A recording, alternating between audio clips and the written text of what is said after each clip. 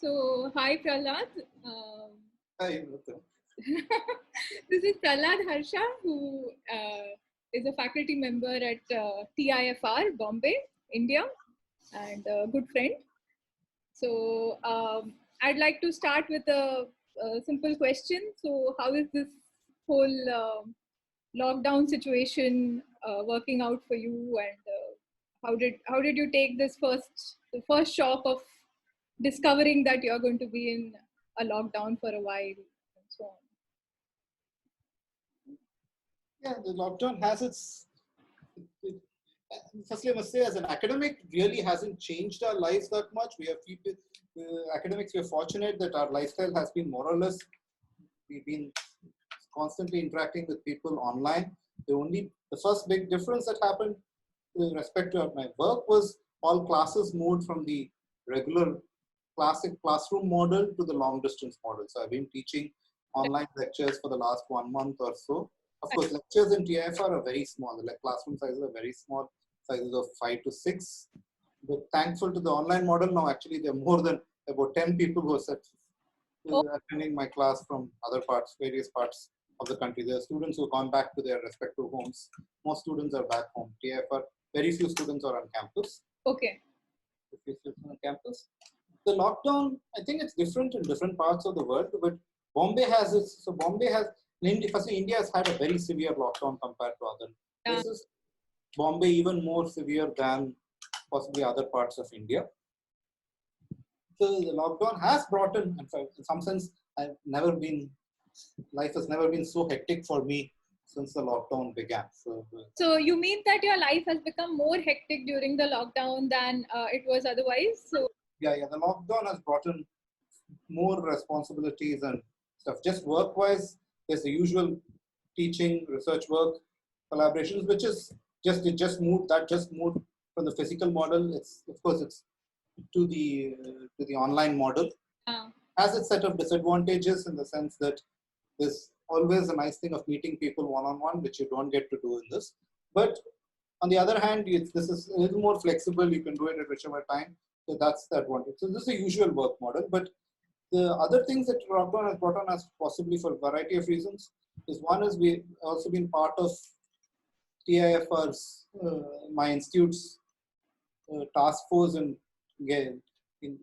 for the lockdown. We are a small unit. It's not just an institute, but it's also a residential campus. And so we are responsible for the 100 odd students who have not left campus yet. Out of our total 400 students, 100 are still on campus. So we have situation. So there is an institute, which is a research institute like everywhere else. And now there is also this residential part to the campus. Yeah. So TIFR is like, so it's like several other institutes in the country. It's a research institute, but just outside the research institute is a residential campus where almost 99% of all the faculty and the students stay. So we have to stay in this. This is true for most places in India.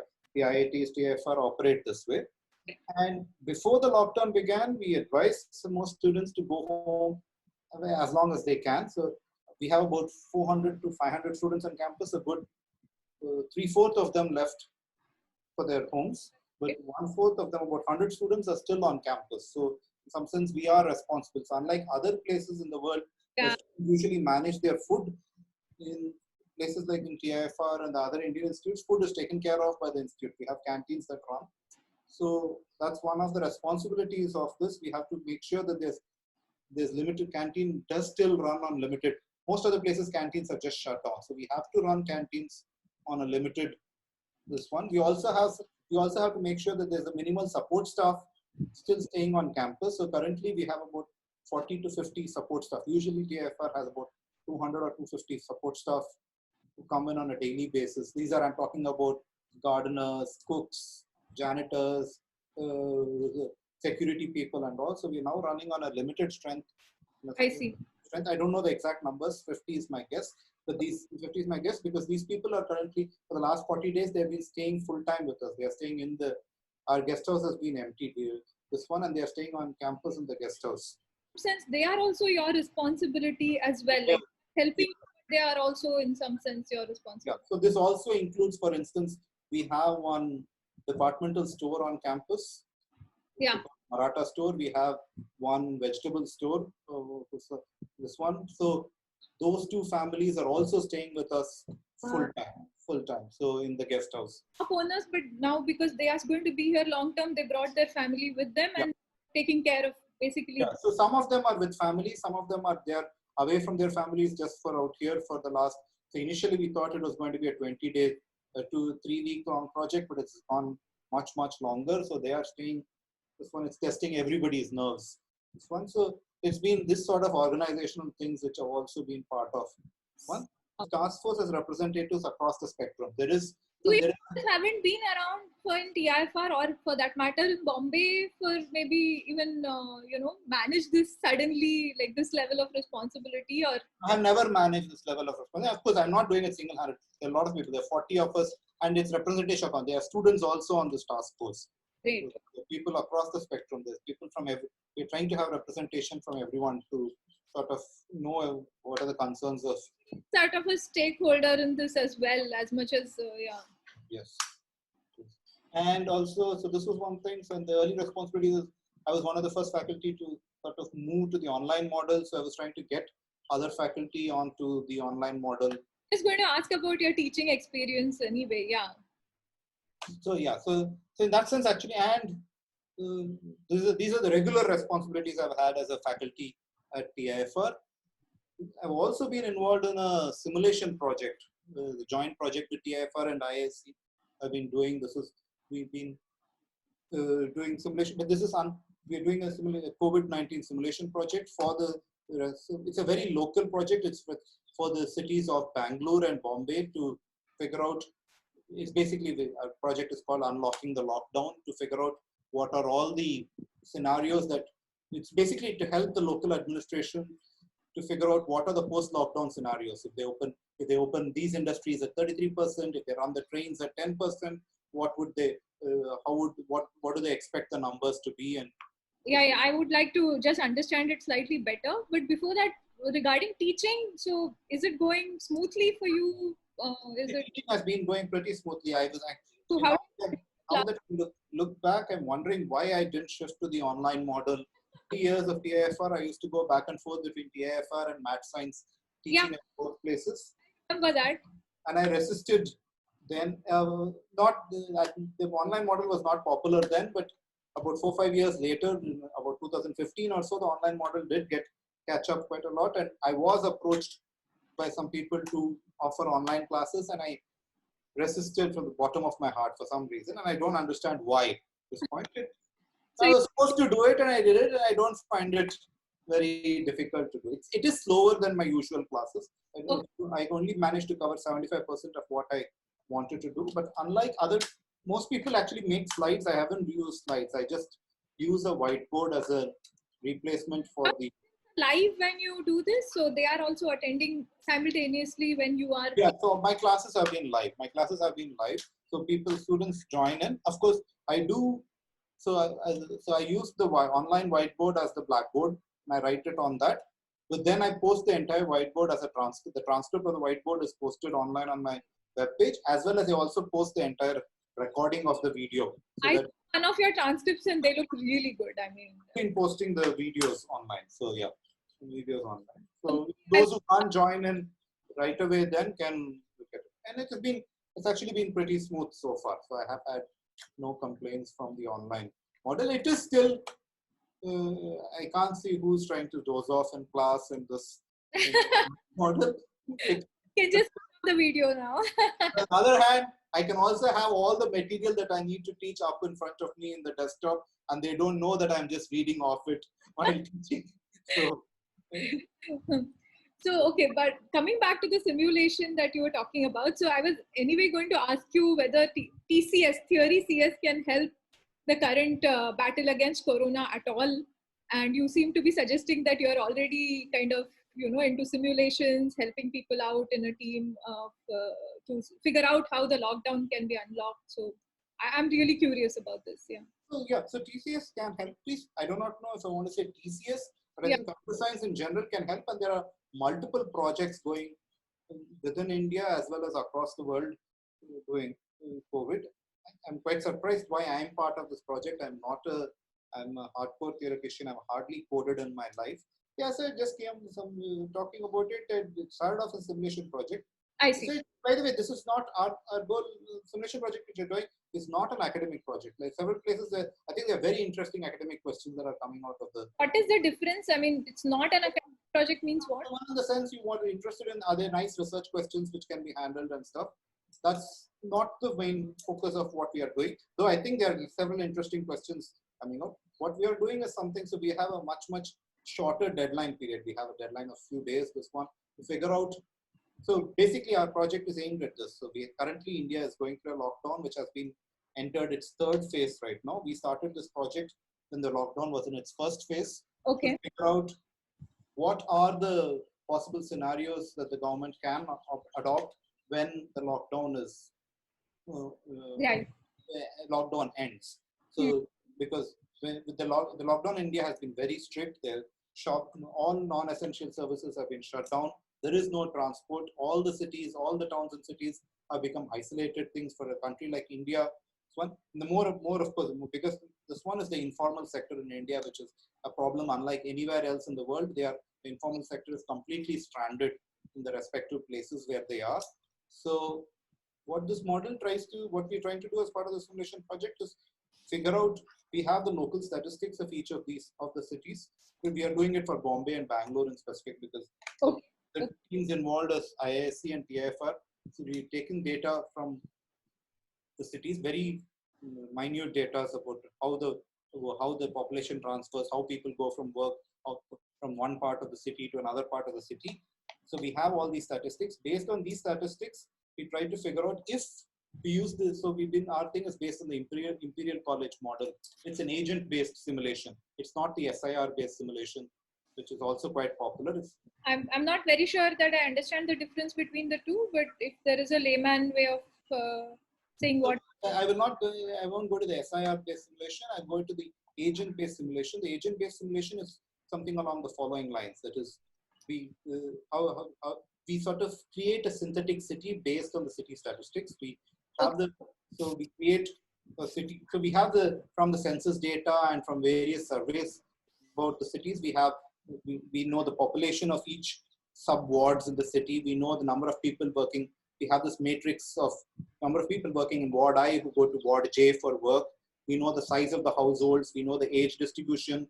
We know the gender ratios in each of these. We know which are the high density areas, the low density areas. This is very much this one for Bombay, where there are various different types of housings. There is the sort of the regular apartments and houses, which Bombay doesn't have independent houses more or less, but there's the apartments and stuff like most other urban, sprawling urban cities. But Bombay also has this concept of what is called a chawl, which is in which it is a sort of a regular apartment, but it's an apartment which is overcrowded with people. Some 10 to 15 people who are completely unrelated to each other stay together at very close living quarters. Yeah. So this is, for instance, a lot of the taxi drivers and all are staying in such chawls. So chawls is a extremely high density area. There are a lot of chawls in Bombay. And then of course there are the slums. Yeah. The slums. So we take into account these sort of different factors of high density. One, we have this. So we have all of this, and then we create a synthetic city. Now based on this, we create, we can create a synthetic city with 10,000 people, 100,000 people. Right now, for cities like Bombay, we create a synthetic city with 13 million people, which is sort of respects the statistics. And then we sort of simulate if these begin moving based on their daily work and the household, their interactions within the household, their interactions within their community. We have some data, we try to do this interaction, and then based on we know that each interaction with an infected person, if you interact so much, there's a probability of getting infected. Based on this sort of, so it's an intensive simulation, because right now we are simulating a city of size 13 million. So it has 13 million agents, and we do it on every few hours. There's simulated for. To understand this, so to simulate all this, do you have high power computing at this point?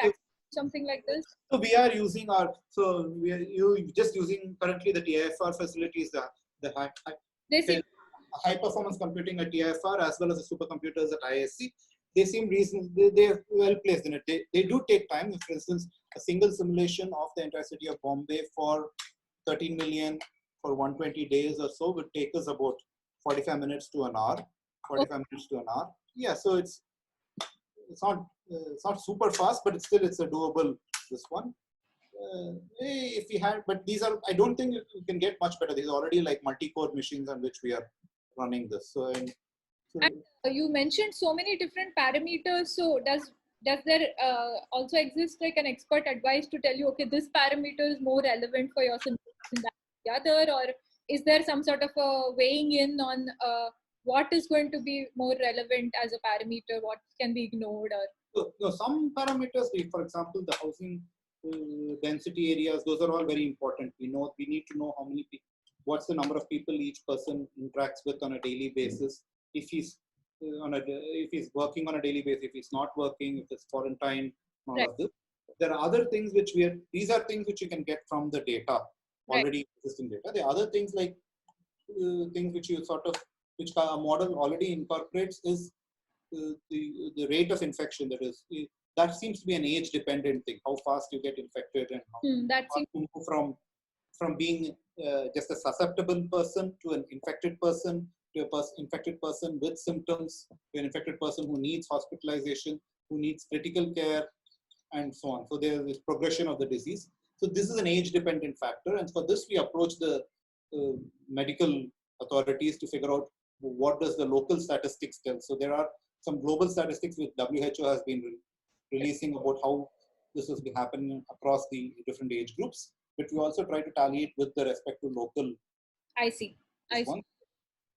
What we also want to do, but we don't yet have data for India, is also we want to take the comorbidities into account, like people with diabetic conditions, people with heart, this one with cancer patients.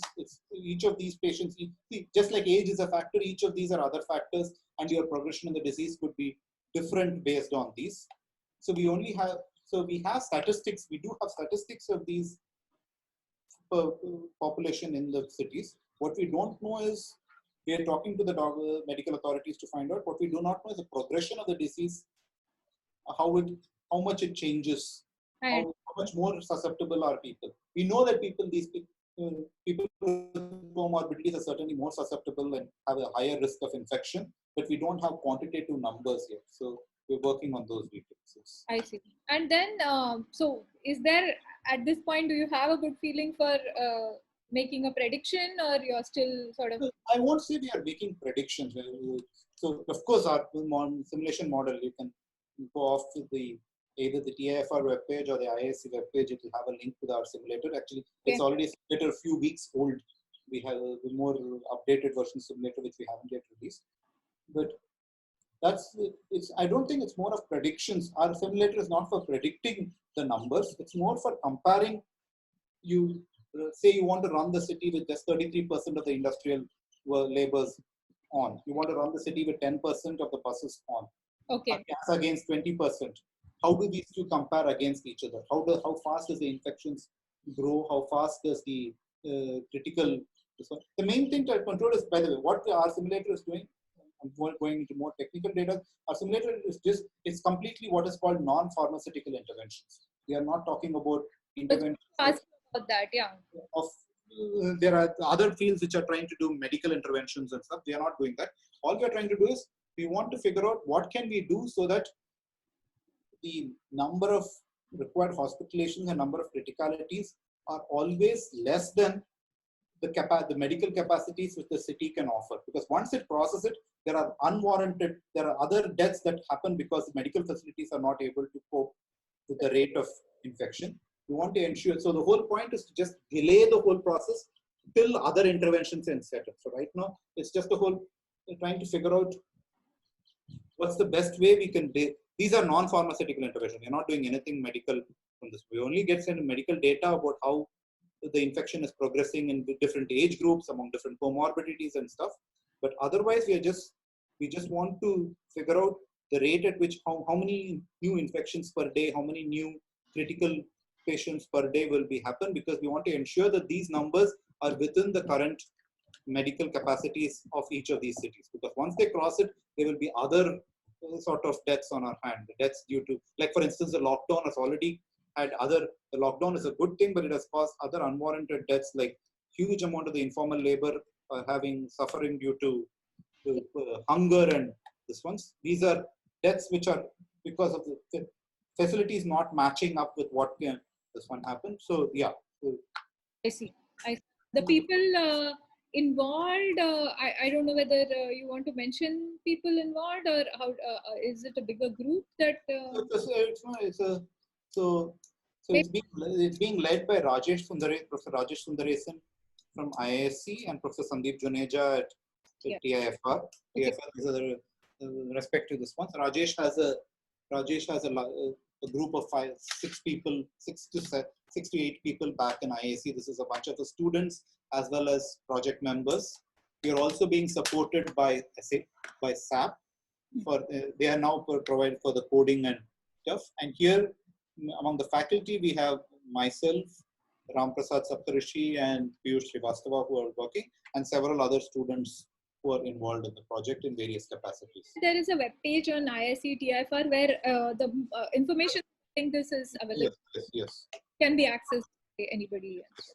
Okay, so that's available off the STCSR, our department web page, as well as the IISc web page.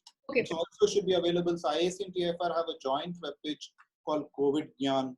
I've heard about it. Yes. It should be available off that too. So that's more, yeah. That's fantastic. So you think then TCS can really help, not in so much direct way, in indirect? Because I want to think of this as TCS. This is general science. I won't sort of slot it as. TCSers seem to be helping out. So TCSers seem to be helping out. TCSers are helping out. Yes. Incidental, you think it's more incidental then? Yes. Yeah. And then in TCS, I want you to kind of give some word of advice for students, because this is a really, actually, if you think about it, this is a really hard time for graduate students. There's graduate life already comes with its own set of uncertainties, its own set of challenges. You're trying to, figure out your place in the area, in the world, etc. And then this whole thing is like a big change for people. Yeah, so it brings on a lot of challenges of its own. For instance, not meeting people on a regular basis can be, depending on the sort of person you are, can be quite crippling. There is even, I think, introverts might not want to meet people, but would like to see people around, and not having to see people can cause a lot. And also, I think, even from a personal point, to do everything from home needs a very high level of discipline. And I'm not sure I am up for it. I don't know how grad students are up for it. On the other hand, you see there's a boundless amount of material that's available these days. All talks are going online. It's quite interesting. I've been too busy to attend. I would like to listen to some of these talks. I haven't had the time to do so, but except a couple of them so far in the last one. But I think there's an amount of one. It is hard. It is hard. The lockdown brings its challenges. Yeah. And right now, I would not want to say much of TCS or something, because I think the challenges there are more fundamental challenges than with respect to just you can forget about getting to get your PhD. That's also a lesser challenge for us than TCS challenges.